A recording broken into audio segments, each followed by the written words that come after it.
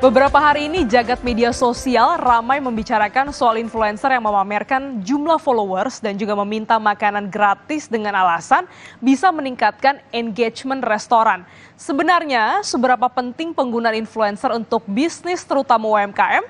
Kita akan berbincang bersama dengan pengamat marketing sekaligus managing partner InVenture Yuswo Hadi. Selamat pagi Pak Yuswo.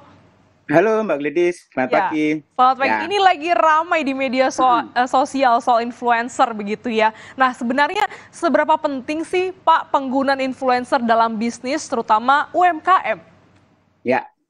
Jadi pertama ada faktor coverage ya. Coverage itu ditentukan oleh seberapa banyak brand ini diketahui oleh customer atau audience ya. Coverage itu quantity. Jadi makanya penting follower banyak itu menjadi penting.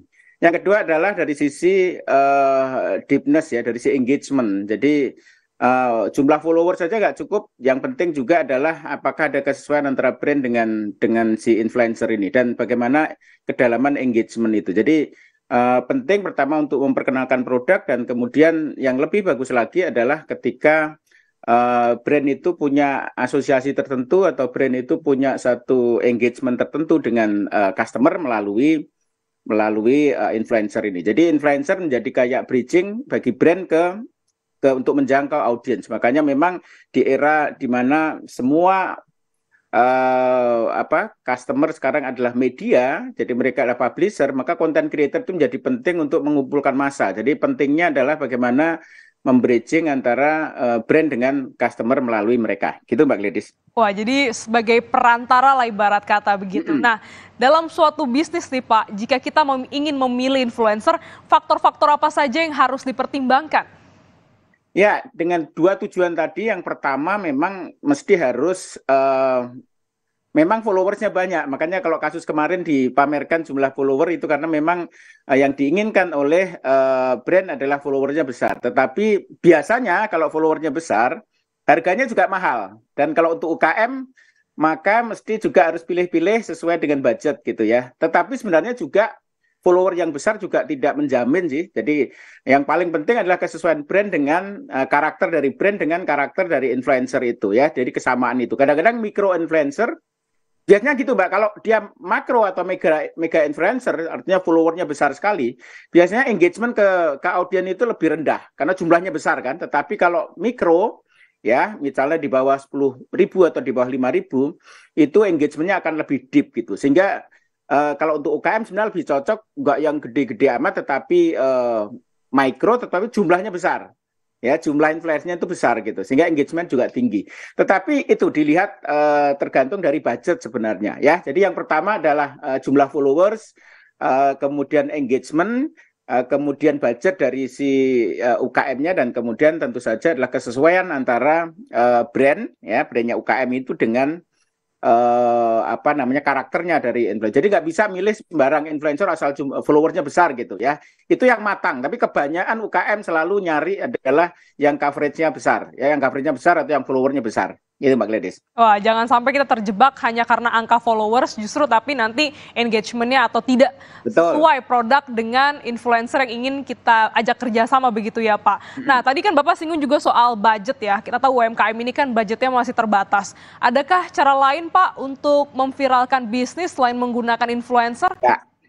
Jadi teman-teman sekarang ini marketing saya katakan sifatnya horizontal, jadi nggak vertikal. Artinya apa? Artinya kalau vertikal itu dari media, ya misalnya billboard atau TV atau radio, itu disebarkan ke audiens itu secara satu arah. Tetapi sekarang ini dengan Facebook, dengan IG, dengan TikTok, itu sifatnya engagement dua arah. Makanya ini adalah kesempatan bagi brand UKM untuk menciptakan viralitas itu melalui story, melalui storytelling, melalui ide-ide yang kreatif, dan melalui engagement yang kreatif. Jadi sebenarnya sekarang ini eranya ya nggak mesti harus dengan influencer, karena biasanya influencer itu akan mahal ya.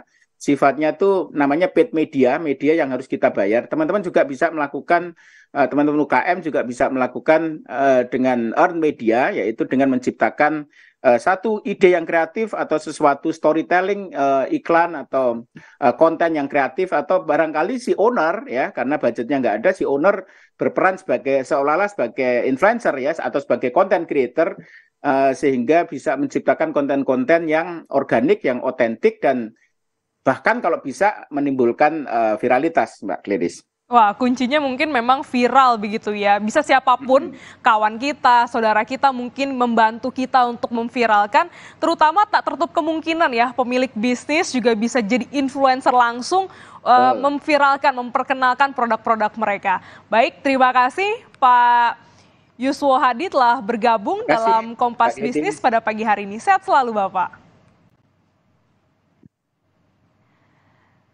Dan saudara, tetaplah bersama kami karena usai jeda kami akan kembali dengan informasi perayaan Jumat Agung di sejumlah daerah di tanah air.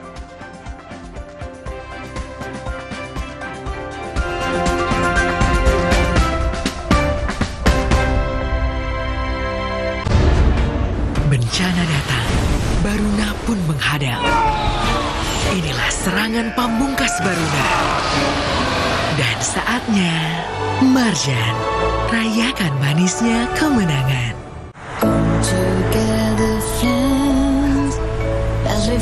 Kebersamaan mempertemukan kita pada keluarga.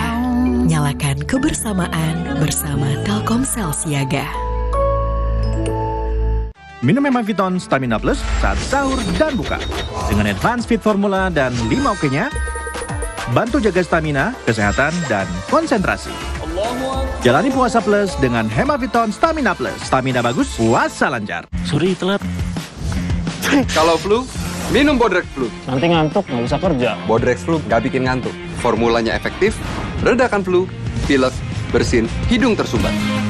Bodrex Flu, ahlinya redakan flu tanpa ngantuk. Gentle Gen sekarang ada sasetnya. Beli 3 gratis 1. Bikin tangan lembut, bajunya juga lembut. Wanginya juga tahan lama. Gak perlu pewangi pelembut lagi. Gentle Gen, pelembab deterjen tumbuhan. Dari laut yang tercemar, bencana datang dengan kekuatan lebih besar. Baruna pun menghadang.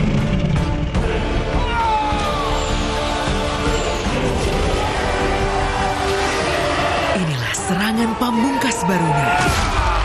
Mengembalikan damai untuk semua. Marjan, rayakan manisnya kemenangan.